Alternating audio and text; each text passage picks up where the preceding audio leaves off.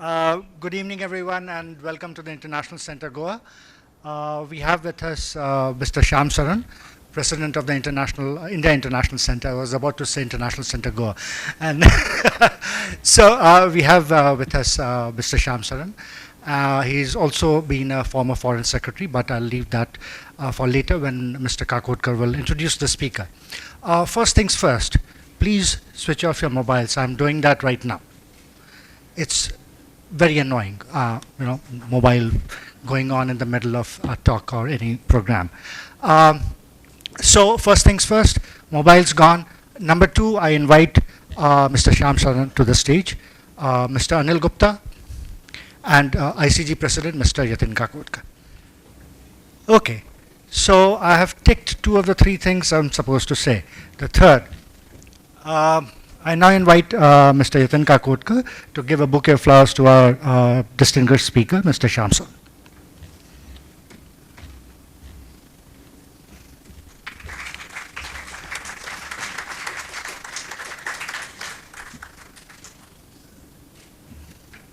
And for Mr. Anil Gupta.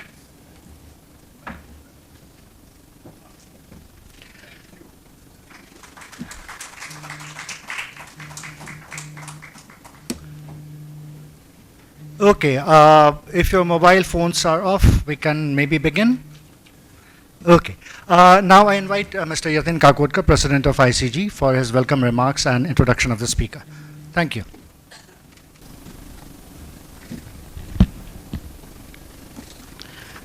Mr. Shyam Saran, Mr. Anil Gupta, Dr. Pushkar, eminent businessmen, eminent citizens of Goa, members of the media, ladies and gentlemen. On behalf of the International Center Goa, ICG, it is my pleasure to welcome you to the public lecture, Climate Change, Is It Too Little, Too Late? By Mr. Saran, who, as you know, served as Foreign Secretary of India with great distinction, but was also the Prime Minister's Special Envoy for Nuclear Affairs and Climate Change. At the outset, I would like to thank Mr. Saran for his generosity in accepting our invitation to come to Goa and speak here at the center. It is wonderful, sir, that you are with us today. Please give him a big hand.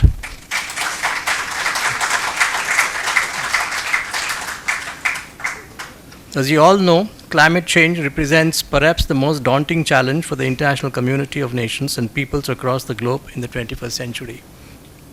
To begin with, believers must contend with non-believers, many of whom are in high places and influential positions.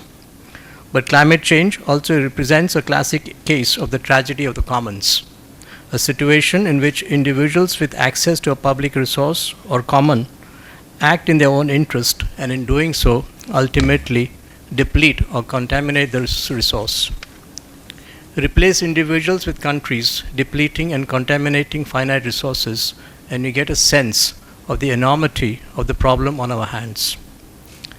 The lack or weakness of united and collective action to address climate change represents another perspective to understand the problem at hand. The magnitude of climate change challenge requires collective action for common global good by self-interested nation states which are committed to, above all, to their national interest of economic development and security for their own people. Overcoming obstacles so that the nation states are able to come together to pursue our common interest has understandably been a complex and time-consuming affair. While some progress seemed to have been made in finding common ground with the Paris Climate Accord, one of the first acts of President Donald Trump after taking office was for the US to unilaterally withdraw from the agreement. The topic of Mr. Saran's talk acquires new meaning in this context. I'm sure you'll find the talk by Mr. Saran informed, analytical, and as representing the position of global South countries like India on climate change, was also the role of the prosperous global North countries. Before I invite Mr. Saran to speak, a quick introduction is in order. Mr. Shyam Saran is the President of the India International Center, IIC, and a former Foreign Secretary of India. He also served as the Prime Minister's Special Envoy for Nuclear Affairs and Climate Change. After leaving government service in 2010, he headed the prestigious think tank Research and Information System for Developing Countries and was chairman of the National Security Advisory Board, National Security Council. He is the author of How India Sees the World, 2017, and How China Sees India in the World, 2022. He was awarded the Padma Bhushan in 2011 and in 2019. The Emperor of Japan decorated him with the Spring Order, Gold and Silver Star. Please note that Mr. Saran will take questions from the audience after the talk. Kindly keep your questions brief and to the point. Before I conclude, let me also thank Mr. Anil Gupta, who has facilitated today's public lecture. Thank you, Mr. Gupta. Thank you. Mr. Saran, may I invite you to talk?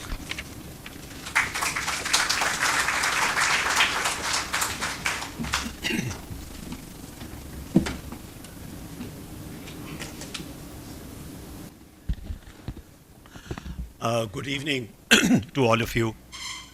It's a great pleasure for me to come back to Goa, and I would like to thank my friend Anil for giving me this opportunity to revisit a city which I really love very much.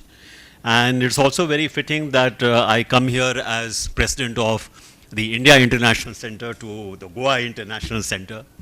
It is a place that I have come to quite often in the past, because we used to have the India-China Forum in this very venue for several years running, and I have stayed here at the center. So it was very nice feeling, to come back here, and particularly to this center, which is such a, it's really one of the most, pleasing, I think, locations here in Goa. It is precisely because Goa is such a pleasing location and it's on the beach, it's on the seaside, that perhaps you should be even more concerned about climate change than perhaps others, because one of the results of climate change and the global warming that we are seeing is the rise of sea levels. And if the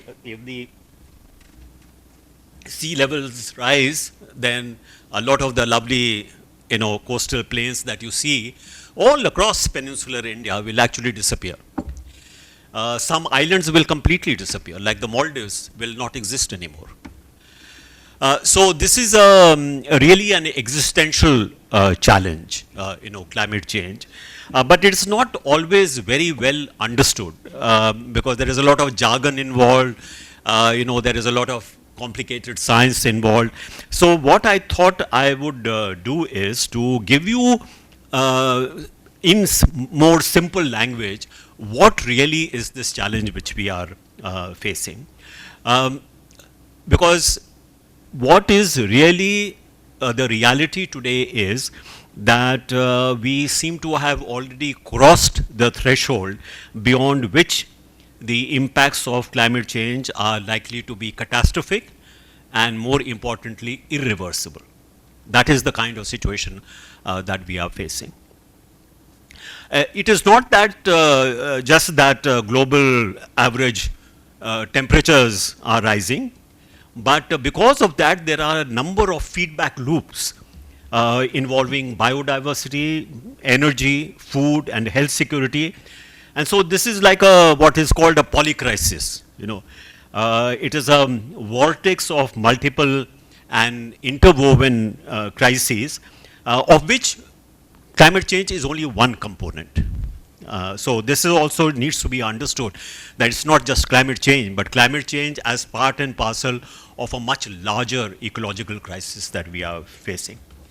And if you look behind this crisis, then you can even say that what we are facing is really a crisis of human values, because ultimately it is how we relate as human beings to nature, to environment, which is really the essence of the crisis that we are facing. So this larger human level crisis is something that we need to understand. So let me try and explain why is climate change taking place at all. So for the first time in the planet's history, human activity rather than natural factors are actually altering its climate. So it's not that through long history of our planet there have not been changes in climate. There have been very major changes in climate. There has been an ice age, and then followed by the melting of the ice. Areas which were undersea have emerged. Areas which were continents have disappeared. So climate change has been taking place in the past. So it's not unusual. What is unusual today is that most of the change that is taking place is not due to natural factors. It is due to human factors, human activity. And also what is different from before is that the rapidity with the change is taking place is unprecedented. So what is happening, what has happened in the last 100 years really sort of is acceleration in the change, which in the past may have taken maybe several centuries or even millennia to bring about a change. That is no longer the case. The rapidity with which the change is taking place is one of the reasons why it is such a crisis. And why is that acceleration taking place? So this goes back to the dawn of the industrial age, which is about 18th century, starting from about 18th century. The industrialization that started using a lot of fossil fuels. Firstly, a lot of the wood that was burnt, which meant a whole lot of forests were cut. That phase over, then we started using coal. That phase was then, not that the use of coal disappeared, but on top of that was added the use of oil. And on top of that oil has been added the use of gas. But the simple truth is that it is the burning of fossil fuels since the dawn of the industrial age in larger and larger quantities that is really behind climate change. Not just the current burning, which is current emissions. What climate change, the reason behind it is not the flow of emissions, but the stock of emissions which are accumulated in the Earth's atmosphere since the dawn of the industrial age. Why? Because CO2, carbon dioxide, which is about 80% of the greenhouse gases, this stays in the Earth's atmosphere for as long as 100 years. So once it is there, it just stays there. And it is the accumulated greenhouse gases in the Earth's atmosphere which is really responsible for climate change which is taking place. Yes, current emissions add incrementally to that stock. But there is a notion that it is the current emissions which are actually causing the climate change. That is not true. It is the increment which is adding, but the real reason is the accumulation of greenhouse gases in the atmosphere. So this understanding is very important. Because when you suddenly see a focus on India, India's emissions are rising, so India is really the problem country, and when it is going to develop further at 6% or 7% per annum in the years to come, this is the country which is going to be causing, the maximum problem for the rest of the planet. This has to be, nuanced a bit. We should not, of course, have rising emissions, but it is not the emissions, current emissions, which are causing climate change. It is the accumulation of the carbon in the atmosphere which is causing. Now, the accumulation that you have in the atmosphere, Earth's atmosphere, each stock is equivalent to what is the warming potential of that accumulated greenhouse gases. So, when the industrial age began, the accumulation was what is known as particles per molecule in the air. So the amount of CO2 particles per molecule of air at the start of the industrial revolution was something like 250 to 280 ppm, as it is called. Today we are at 420. So within this short period, of 200 years, there has been a more than doubling, almost a doubling of the ppm in the atmosphere. And according to scientists, if for 1.5 degrees centigrade, if you want to keep the temperature, average global temperature to that increase, that is equivalent to something like, maybe 430 or 435. I mean, there is some variation. But that means you now have a very short spectrum left if you want to keep the average increase in temperature to 1.5 degrees. Now, why is 1.5 degrees important? It is important because according to scientists, and when I'm talking about scientists, this is the international panel of climate scientists. This is the IPCC. Scientists from all over the world gather together to do the assessment of what the current situation is. We have had now 6 such assessment reports, and according to the last report, if the temperature goes beyond 1.5 degrees centigrade, then you will have, almost certainly you will have catastrophic, irreversible climate change that I just mentioned in the beginning, already at 1.5. Do you know what we are, where we are at the moment? 1.2. And at certain times of the year, it has actually gone beyond 1.5. So the last 2 years have been the hottest years, record in historical record. 2003 and 2004, and it is estimated that 2005 it will be even worse. So, and also the last 10 years, the whole decade of 2010 to or 2015 to 2025, again has been the hottest decade on record in history. So the last 2 years, already you are very close to the 1.5. This year is likely to be worse. And of course, the tropical countries like India are affected the most. So when I say maybe it's already too little too late, this is what the situation is today.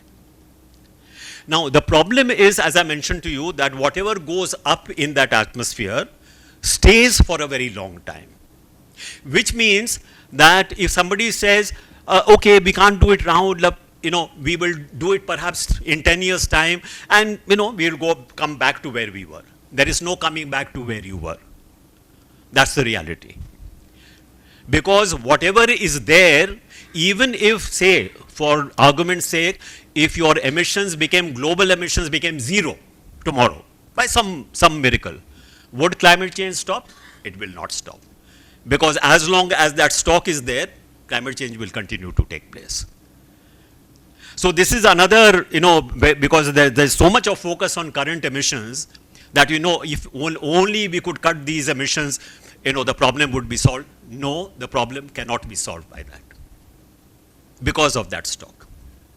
So, as I said, please remember that even if tomorrow it is zero emissions across the world, climate change will continue because it is becoming now irreversible. It will take about 100 years for that stock to start coming down. So I think this is the scale of the challenge that we are facing. Now,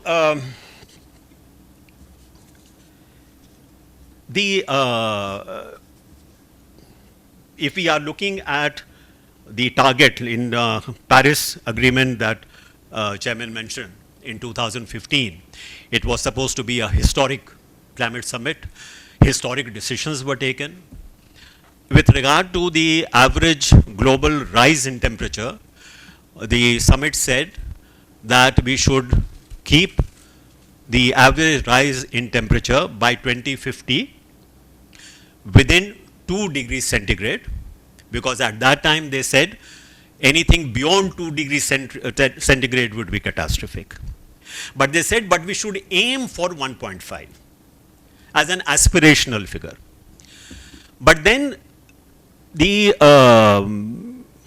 Climate Change Summit also said that the scientists, the IPCC, should examine the importance of 1.5 degrees. Why is it so important? So there was a special report which was commissioned of the scientists to see what would be the impact if 1.5 was crossed. And it was really quite damning, that particular report which came out, the detailed report came out in 2019. And that report said, forget about 2 degrees centigrade. We are already at the threshold of what we call irreversible catastrophic damage. Now,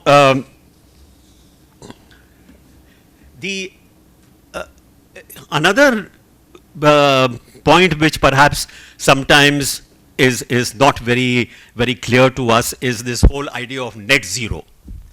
You must have heard this phrase, net zero, which is to say, in order to avoid these very catastrophic, irreversible changes, we will ensure that by 2050, that is mid-century, we would have zero emissions. It is not zero emissions. It is net zero emissions. Net concept, net zero is a balance sheet concept. So don't mistake it for zero emissions. It means that by 2050, whatever emissions still continue, they will be offset by, in fact, what are known as carbon sinks, or removal of carbon dioxide from the Earth's atmosphere, so that it doesn't go and accumulate in the Earth's atmosphere.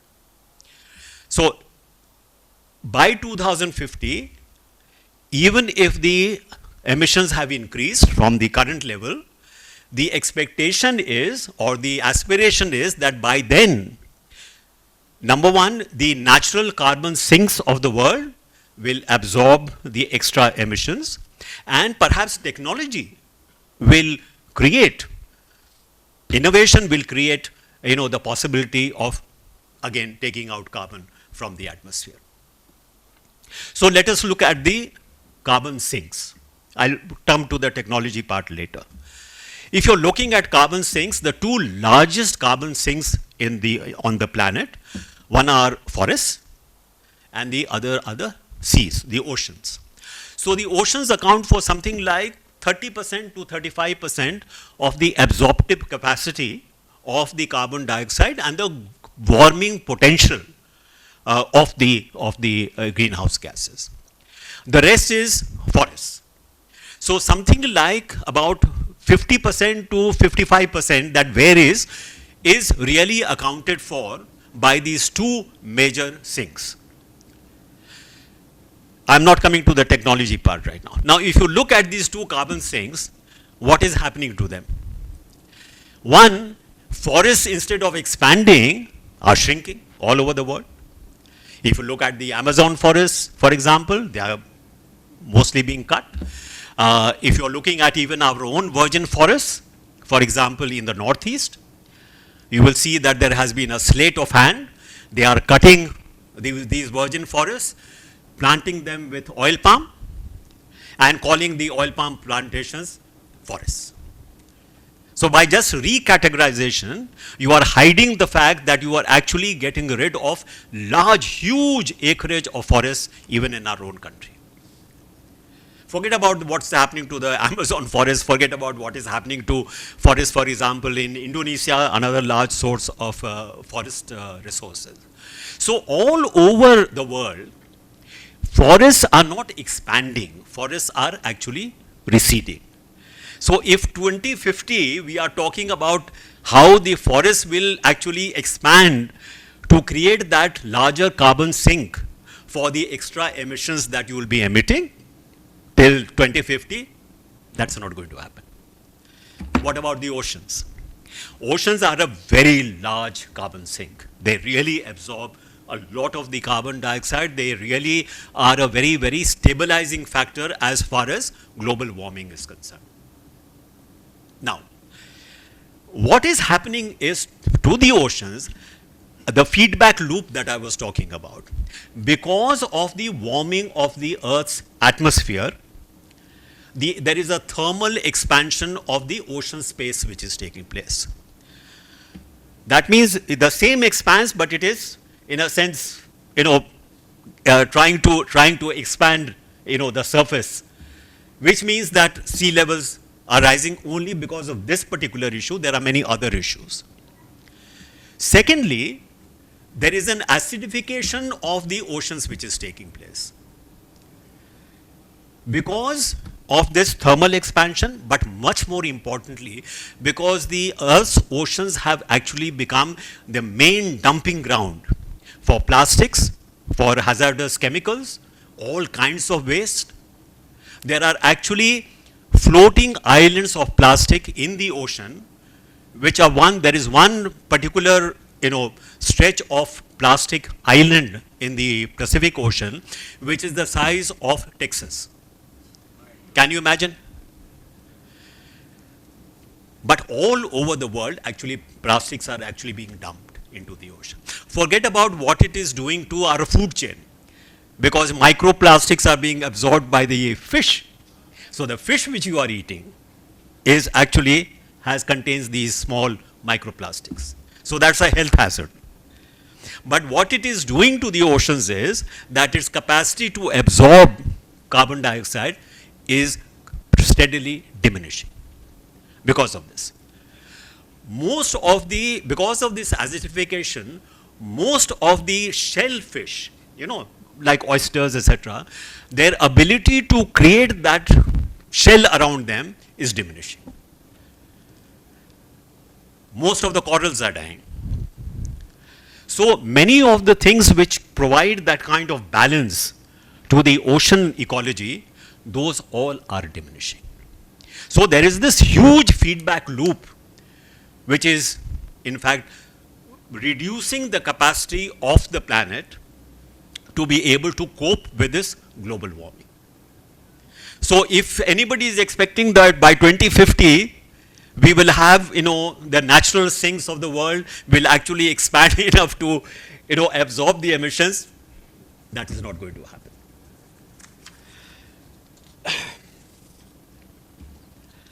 Then let us see, when we talk about this being part of the ecological crisis.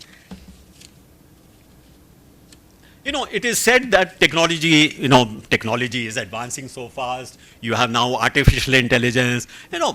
Technology will find a solution for us. So ours actually is an age of what I call technological hubris. There is a pervasive belief that somehow or the other technology will come up with solutions which, without having to change our lifestyles, without having to change our patterns of production and consumption, we will somehow manage to get over this. We have managed to get over so many crises in the past, this also we will get over.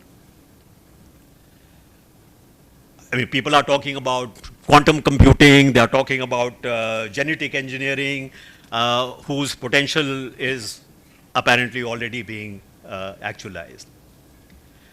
So there is a sense in the words of one scientist, because he's an optimist. So he says the outcome of future technological evolution could surpass humans by as much as we intellectually surpass slime molds. So he says, look at how much humanity has advanced. If we take that into account, then actually, this intelligence that we have is going to make us, creatures who are far, far more advanced than we are today. And the kind of crisis that we are talking about is really nothing very important. Maybe. But the question is, will our planet and life on Earth survive long enough to see the wonders of this technological advancement? Just consider one aspect of AI. You must have heard that it requires larger and larger number of power guzzling data centers. Already a case is being made for the slowing down of the retirement of coal-based thermal power in order to be able to to meet this expected spike in energy demand. So where is the promise of AI in enabling accelerated energy transition? Some scientists, and Mr. Musk is not a scientist, but he is certainly has a belief in this, that humanity could escape a ravaged Earth to colonize and establish itself on other planets, for example, Mars. So here is what Martin Rees, a very well-known astronomer, had to say. I quote, and this is really very telling. He says, "It is a dangerous delusion to think that space offers an escape from Earth's problems. We have got to solve them here. Coping with climate change may seem daunting, but it is a doodle compared to terraforming Mars. No place in our solar system offers an environment as clement as even the Antarctica or the top of the Everest. There's no planet B for ordinary risk-averse people." That's the judgment. So I mentioned to you that there are all kinds of feedback loops, that climate change is really part and parcel of a larger ecological crisis. So I will just touch upon that. Take, for example, biodiversity. And how its preservation and sustenance must be part and parcel of any kind of civilizational response to climate change. So biological diversity means the variability among living organisms from all sources, including inter alia, terrestrial, marine and other aquatic ecosystems, and the ecological complexes of which they are a part. This includes diversity within species and ecosystems. This is the official definition of biodiversity. So in simple terms, biodiversity encompasses all living things and associated systems. The use of the word system here is very important because it reflects the interconnected nature of all things that lie within biodiversity. So according to one environmentalist, biodiversity in a philosophical sense represents the knowledge learned by evolving species over millions of years about how to survive through the vastly varying environmental conditions Earth has experienced.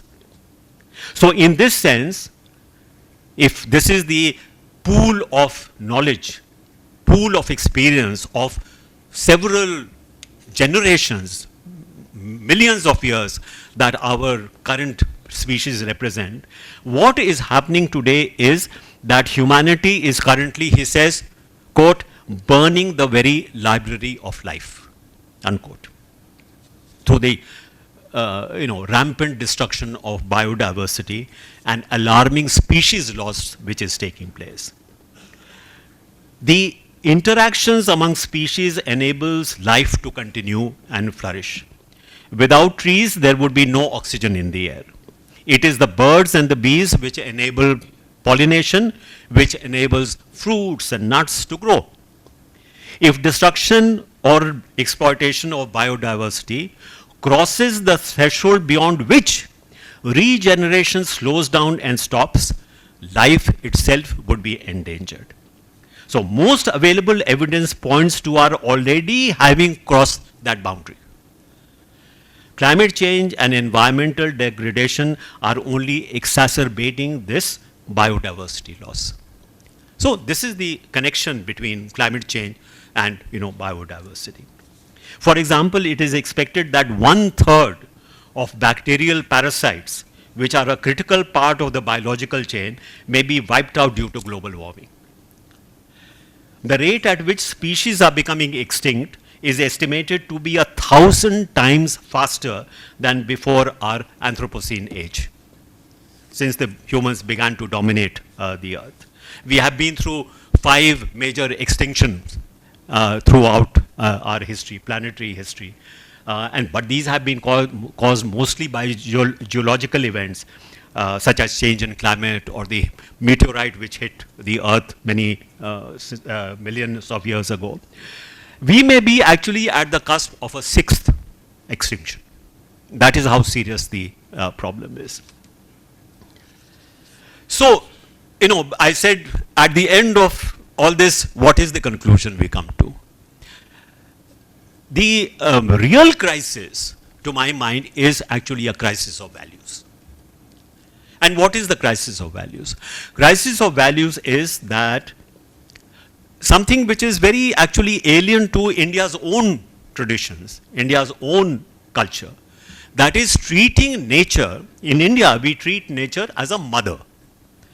We treat nature as a source of nurture. Our Upanishads say, never take away from this mother more than she needs to regenerate herself, because she is inexhaustible. In a sense, she is inexhaustible.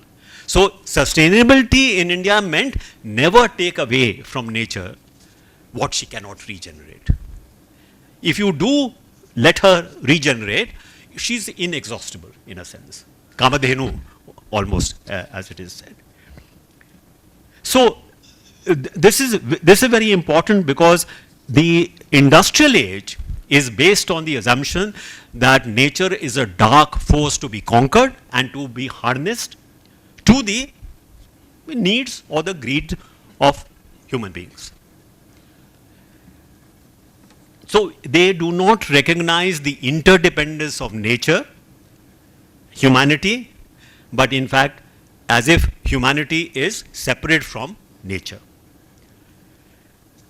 So, what you really need is, what is the new value that we are talking about? The new values that we are talking about, it would have a very different definition of affluence. Affluence here would mean, in terms of clean air to breathe, a green earth to walk on, and clean and fresh water to drink. These will be as much markers of affluence as a possession of a TV or a smartphone or a car. So, our system, value system, is also reflected in our economic accounting system. So, you need to actually alter that accounting system. Why?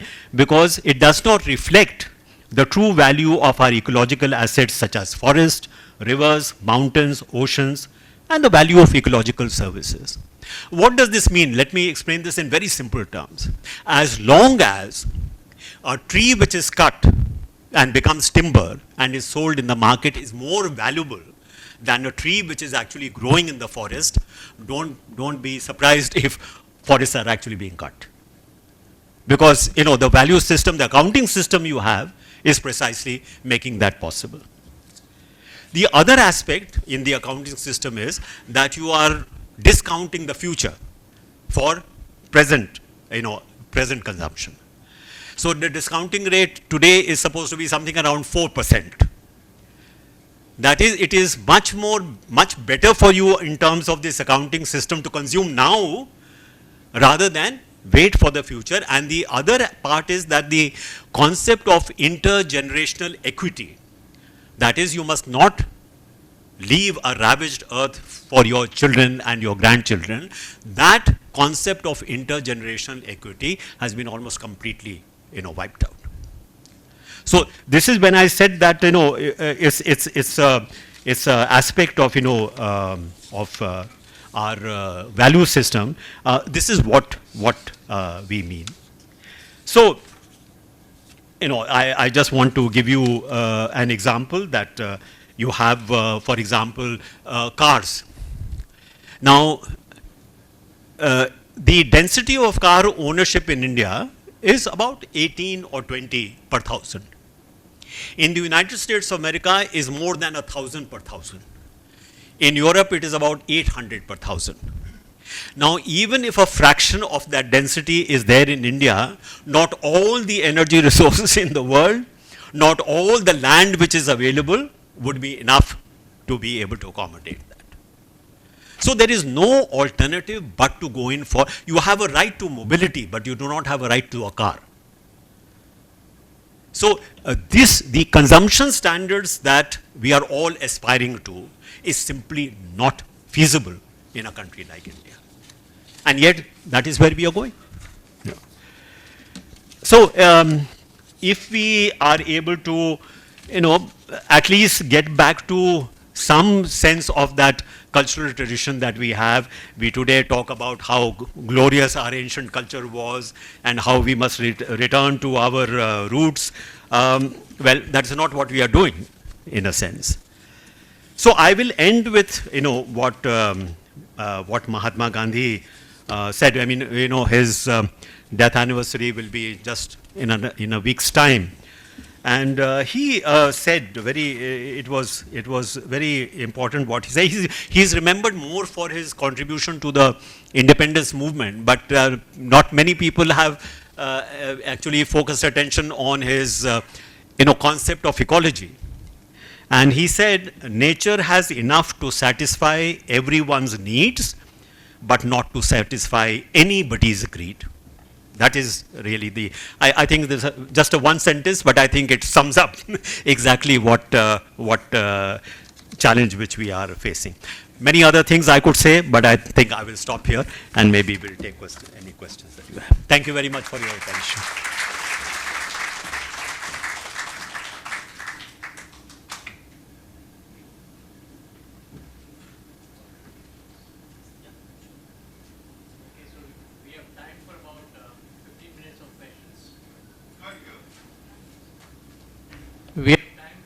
We have time for about 15 minutes of questions.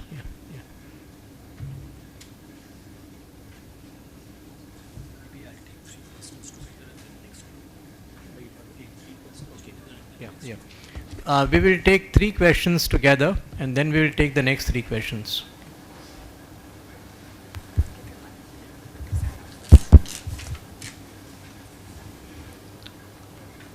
Mr. Saran, thanks for that nice dialogue. At the end, I felt there was so much of frightening which was instilled. I wish you could have spoken about some of these solutions which happened in Paris and the earlier summits. One, with now Trump in the seat and the equations of Paris being out and this multilateralism instead of United Nations role coming inside, what do you see as the future of climate and whatever goals you actually drew in front of us? Can I ask the second question? Yeah, hi, Manav Kanwar here. Mr. Saran, the question is, what are some of the policy gaps that India can fill to move to a low carbon economy? Hello. Mr. Saran, that was a very apt and very good exposition on the perils of losing the diversity, the eco-diversity. I'm a linguist and I work with tribal languages across the country, and my exposure to the tribal communities who are very much akin to the nature have proved beyond doubt that they are the ones who had the indigenous knowledge to sustain and survive and retain our nature, which has been ignored by us, their indigenous knowledge. The biodiversity is very intimately related to several diversities, as you pointed out, but I would like to bring to your attention that it is also very intimately related to linguistic diversity and cognitive abilities of a person. The way the eco-diversity is diminishing, we are also have noticed that people are losing their cognitive abilities with regard to nature and its natural products. In the light of this, I would like to know, what are your views of the latest project that has been launched by the Government of India to cut more than 1.5 lakh trees in Nicobar Islands to produce this so-called modern airport and port and so on and so forth, not only because it's going to destroy the very ancient and thousands of years of eco-diversity, you know, it is also going to damage one of the biggest nesting sites of the leatherback turtles of thousands of years of old. and also dislocating the tribes, the Shompeis and the Nicobar. I mean, I just cannot think of it, how it has been approved, and what are your views on that? How are you going to, can you stop it? Can you do some kind of a break Yeah, there? thank you. Thank you. So, let me say that. Can you hear me? Yeah. Let me say that in India, as in many other countries, there is a false trade-off between development and environment. As if, environment is fine, but we have to have development. So if some sacrificing of environmental assets is necessary, sorry, that has to be done, and that is the argument given for the Nicobar project. Yes, of course, we should try and maintain that very pristine ecology, but we need development. We need higher incomes for people. We need employment. So we have to make some sacrifices. That is a completely false trade-off. Actually, sustainability is the only guarantee of development continuing. If you do not, in fact, adopt sustainability, developmental process will come to a dead end. That is what is going to happen. So this, for policy makers, for politicians, because there is short-term thinking, which is what I mentioned, how do you do your accounting? Because if I cannot measure something, it does not exist. That is not true. Just because you can't measure it doesn't mean it doesn't exist. This is what the cigarette manufacturers were saying. That since we do not have evidence that it causing cancer, why should it be banned? And if there were studies being made, they were suppressed. So I think this is, as I said, an example of how we convince ourselves. The cognitive kind of disjunction that we are talking about is precisely that. In a sense, really, what you are seeing today is a collective blindness. I would not say that it's only US or it is Europe. It is us too. There is a collective blindness to the kind of crisis that we are actually confronting. So I wish that was not the case, but I'm afraid that is really the case. With regard to Trump, drill baby drill. So that means any hope of ridding yourself from this dependence on fossil fuels is no longer possible. One very important decision which was taken by the Conference of Parties, the climate summit in Dubai 2 years ago, was for the first time they recognized that dealing with climate change challenge must incorporate the concept of energy transition. So energy transition meaning we must move away from a pattern of economic activity which is based on fossil fuels to a pattern of economic activities which is based more on renewable sources of energy and cleaner sources of energy. It recognized that if you do not make this transition, and this transition must be a just transition taking into account the interests of developing countries, you will not get any answer to climate change. So the question was asked, so you did not say what the solution was. So all the solutions are known. But I said the willingness to embrace those solutions is not there. And that is a cultural thing, that is a psychological problem. So that transition, energy transition, which was for the first time recognized, what happened when we had the last Conference of Parties in Azerbaijan, Baku summit? The lobbies, the fossil fuel lobbies were very active. Since the host country itself was an oil producer, since you had the Saudi Arabians there, they ensured that the reference to energy transition was knocked out. So if you look at the final document, there is no mention, no reaffirmation of energy transition. Okay. Thirdly, to put in context what the Trump's presidency means. You see, if you go back a little further to the Glasgow climate summit, it was very important because for the first time they adopted this target of net zero by 2050. We said we will reach net zero by 2070. China said we will reach net zero by 2060. Everybody applauded that, finally we are on the road to dealing with the climate change crisis. More importantly, as a result of this kind of approach, most of the business groups also signed on to very ambitious kind of targets. They also committed themselves to net zero. So there was this theory that you cannot really deal with climate change unless you have the corporate sector on board. Unless you have big business on board, unless you have a public-private partnership, you cannot deal with this. So there was a net zero banking alliance. All the major banks of the world got together. There was a net zero central banking alliance. That is, all the central banks of the world, major central banks of the world, they came together. Then there was a asset managers net zero alliance. So there were about 5 or 6 of these net zero alliances. And the UN said these alliances will be involved in a race to net zero. And the whole corporate sector, all the investment managers, they will make sure that this energy transition that we are talking about, climate finance will be available to bring about that transition. Now what has happened? Even before Mr. Trump became president, there was a race to the exits. Forget about race to net zero. From all these alliances, all the major companies, all the major banks, all of them have left. So where is the corporate commitment to net zero?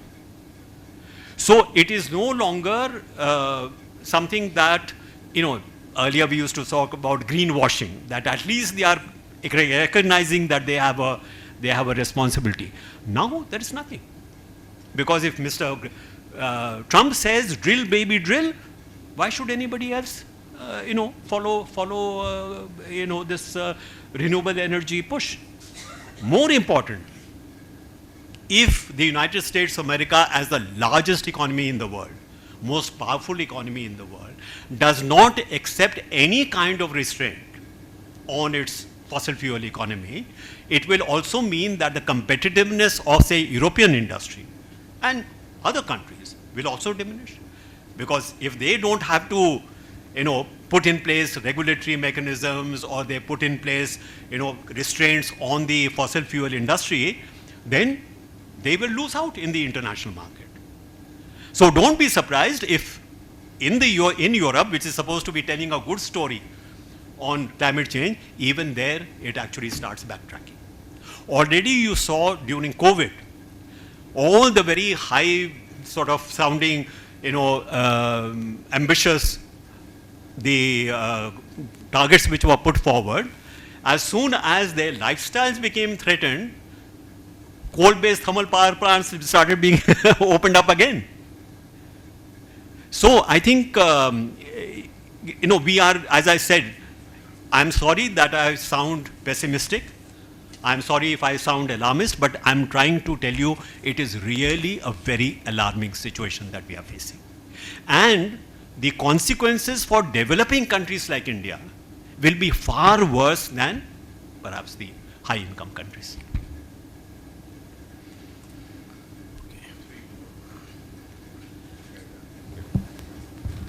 Thank you very much. At the beginning, I thought you would be... Just a small request, keep the questions short and okay. precise.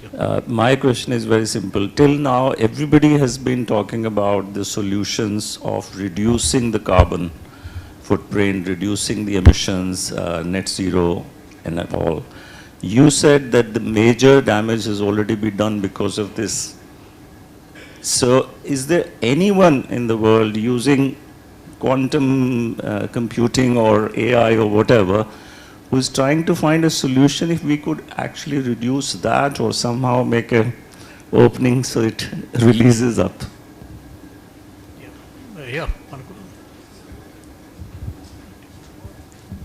Good evening, sir.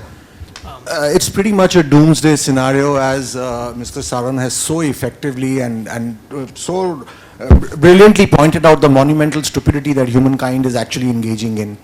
My question, sir, is that human nature change seems to be the only route that you are suggesting that can actually have a lasting reversal of the problems that we are facing.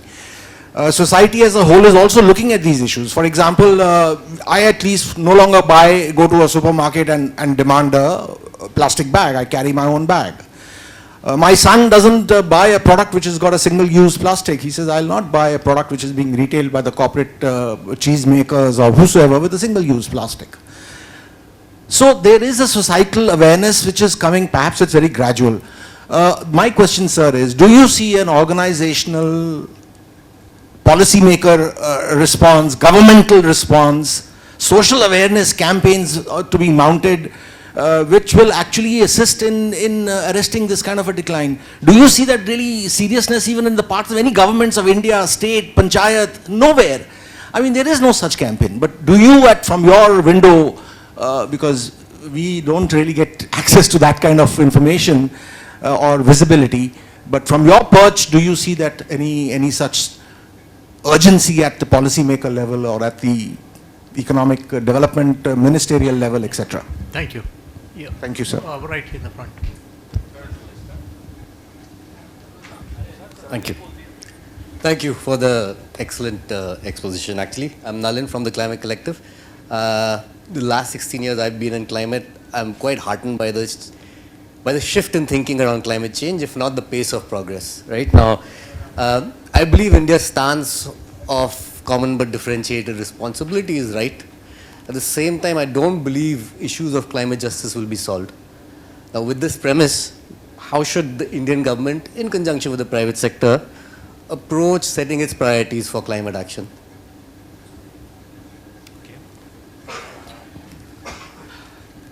So, again, question of solutions, and what about quantum computing, or what about artificial intelligence, actually finding ways in which we can deal with this. Here is the contradiction, because there are far easier solutions which are already staring you in the face, which you are not prepared to think about, and you are thinking about, like as I said, can't we go to Mars if things really get bad here? So that's the cognitive kind of disjunction that I'm talking about. It's not that solutions are not known, or why are you not suggesting solutions? You're only talking about, the problems. Solutions are all there. They have been there on the table for a very long time. But this business of thinking that I don't need to touch my lifestyle, I don't need to touch the way I think about what my aspiration should be, because technology will somehow find a solution. That is the contradiction that you have to confront. So it's not that solutions are not there. In fact, fairly simple solutions are there, and they are far easier than looking for quantum computing and artificial intelligence trying to find solutions. So that's one important thing. Human nature, what about the response of governments? Intellectually, most governments will tell you that they recognize that this is a challenge, that this is a crisis, and we need to do something about it. The government of India has come out with some ambitious renewable energy targets. It has come up with a green hydrogen, mission, which will perhaps enable us to have a clean source of energy in the future. We had, even when I was doing nuclear, the negotiations on the Indo-US nuclear deal, at that time people were also talking about how nuclear power, expansion of nuclear power, would also be part of India's, response to climate change. So the recognition by governments is there, particularly governments in tropical countries like India. But then there is an economic logic. So as I mentioned, in a country like India, there is really no case for promoting private transportation. No case at all. Take a country like Singapore, which is a very affluent country, but the density of car population there has been kept very low, but they have a very efficient public transportation system. So this is why I said you have a right to mobility, a very efficient mobility, but you cannot insist that my right to mobility demands that I should be allowed to use a car. Many of you might have been aware of the controversy in Delhi with bus corridors. Okay, so 87% of the population of Delhi goes to work either in buses, on bicycles, or they walk. It is only 13% of the population of Delhi which moves around in cars. How long could those bus corridors last? They had to be done away with because there was such a huge pressure from car owners. How much money are you spending to make flyovers? If the money that you are putting in for making those flyovers was put into actually public transportation, you would have a different situation altogether. So these are choices that are being made. So government will say, yes, we are dealing with climate change. I've got a very ambitious renewable energy target, but it is not a question of, whether I have a renewable energy target or I'm doing something with green hydrogen. As I said, unless the government takes the lead in bringing about a change in the value system. And the good news in India is that you actually already have that value system, which you have completely forgotten about. So that's really the crisis.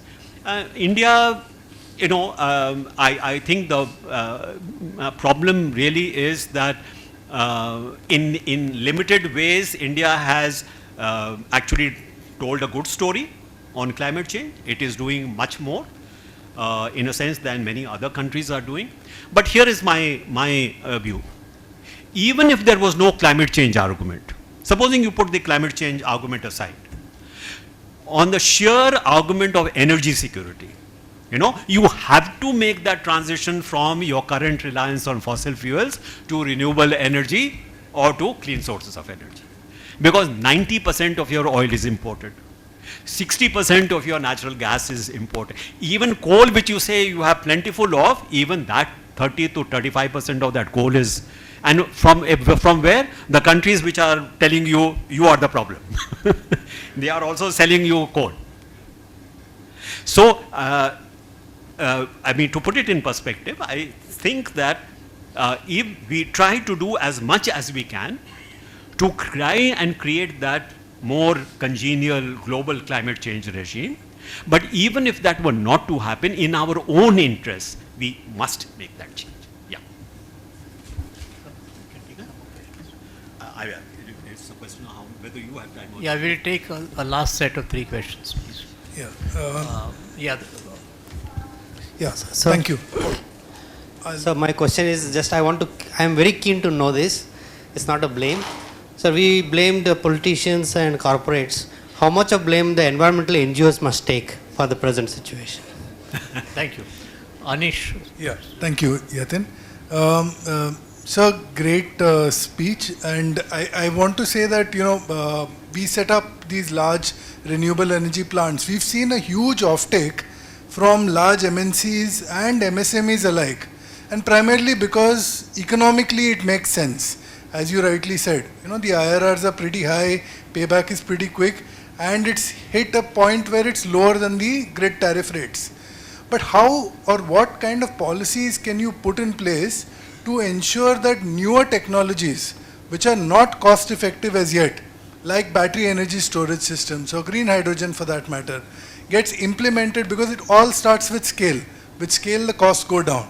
Point number one. And secondly is also, when you're looking at, DISCOMs losing revenue due to injection of new renewable energy into the grids. Many DISCOMs across the country, though we have these ambitious renewable targets, are clamping down on new renewable energy projects, especially large mega projects. So what's your take on the policy that and how should we as citizens approach this kind of a dilemma to create a win-win scenario?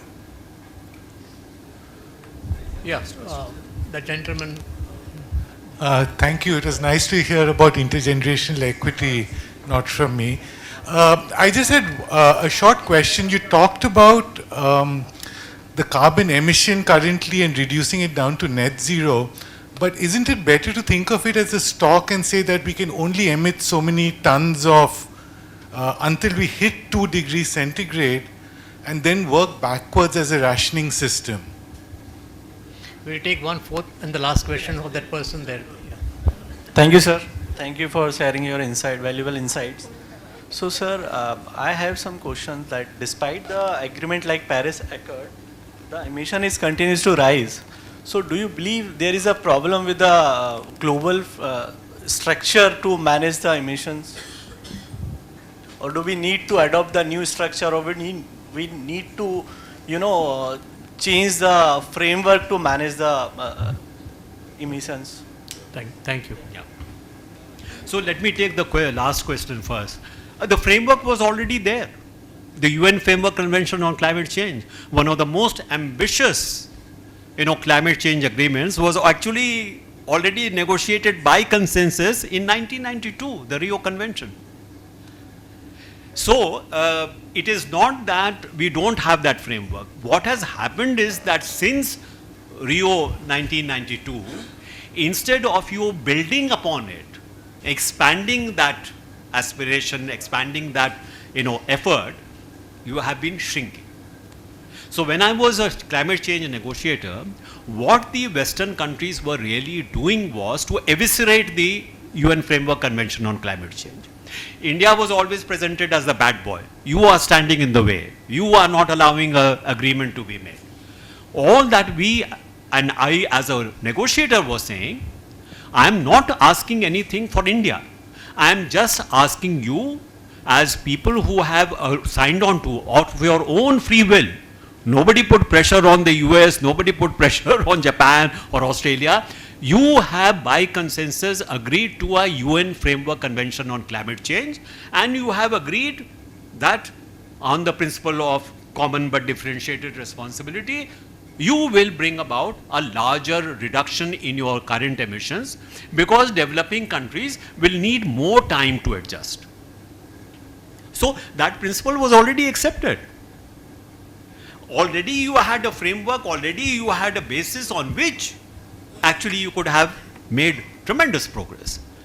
But what really happened was that whenever we would tell them that why don't you deliver on the commitment you have made, they would say, oh, India is standing in the way.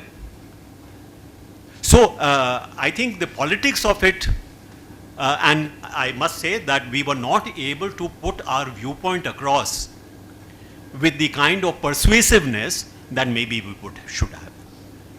So we ended up at Paris with a climate change regime which was a complete stranger as far as the UNFCCC was concerned.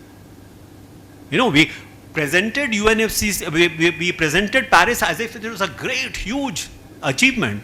It was not. There was no, compliance procedure. If you did not deliver on your commitments, nothing could be done to you. Maybe some reputational damage, but that's about it. So I think this history should be understood.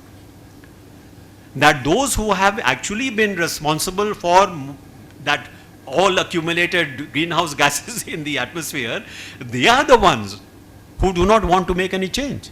They want to shift the entire burden of adjustment on you by saying you are the problem country. So this is politics. This is, of course, how do you deal with these issues in diplomacy? But I would once again come back to what I had said before. Solutions like, for example, what you mentioned, that already the economics is changing, that renewable energy or solar energy is becoming, in a sense, more economical than coal-based thermal power. If you are able to increase the scale, you would get even more benefit. We have to be careful. EVs, for example, electric vehicles, we present that as a great step forward in terms of dealing with the climate issue. You have to first decide where that power is coming from. If that power, like in China, is mainly coming from thermal power, then what is the net benefit that you are getting through a EV? You know, some of those connections are forgotten. We only look at the end product. We are not looking at what the supply chain is. So we have to be very careful in actually examining this carefully. If you take, say, the solar power, you are not taking into account the amount of fossil fuels which goes in to make, for example, the frames for the panels that are being made. There is a fossil fuel component. So how do you net all this? We talk about, for example, carbon capture and storage as one of the very important innovations. Now in India, if you are going to pump carbon dioxide from where it is being produced, and you have to pump it all the way to place where it can be actually stored, which are very few and which are quite far away from the emitting centers, the net is almost zero. Or in some cases, you are actually using more fossil fuel power in order to put it into the ground. So there are these interconnections which have to be taken into account. Wind, for example. Wind power, very good, but look at the amount of fossil fuels which are being used in order to construct those windmills. They are larger and larger. The steel which is used is much more than what it was before. So the net benefit is actually very limited. So while we do all that what you are talking about in terms of policies, in terms of the incentive framework, but unless we take all this into account, you are not really going to get the kind of solution that you are looking for. Which again brings me back to what I started off with, that there is a certain problem of value system that you have to deal with. I think how much blame for NGOs? How much blame for NGOs? Blame for NGOs. No, I mean there are NGOs and NGOs. If there are NGOs which are drawing attention to what I was talking about, and there are NGOs who are doing that, then yeah, they are doing a great job. But if there are NGOs which are not really concerned about this, they are making money out of greenwashing, not very good. A lot of the funding from the oil companies is precisely to NGOs to greenwash them. So we have to, of course, judge who are really genuine and who are not genuine. But civil society activism on this issue is absolutely essential. Governments cannot be depended upon to actually really push for those kind of solutions. Thank you.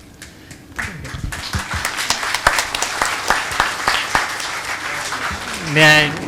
Only one thing. I just wanted to know, Yatin, whether it's all been recorded, the whole thing, which is, and it has been put on YouTube, so that what he has said goes to a larger audience, and they all sort of find, those solutions, which he is suggesting also, and he's getting it from you also, and endorsing those.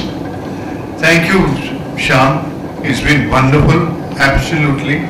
Frightening also, but wonderful. Thank you. Thank you very much. Thank you.